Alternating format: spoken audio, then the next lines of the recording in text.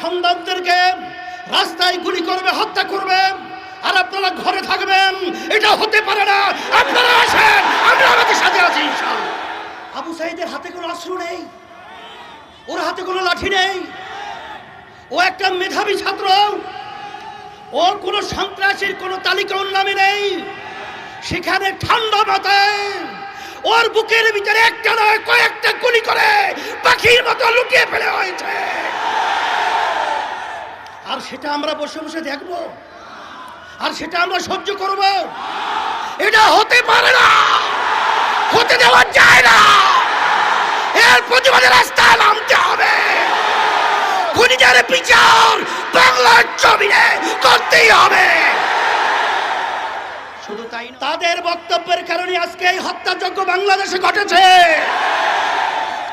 আপনারাই আপনাদের সন্ত্রাসীদেরকে উস্কিয়ে দিয়ে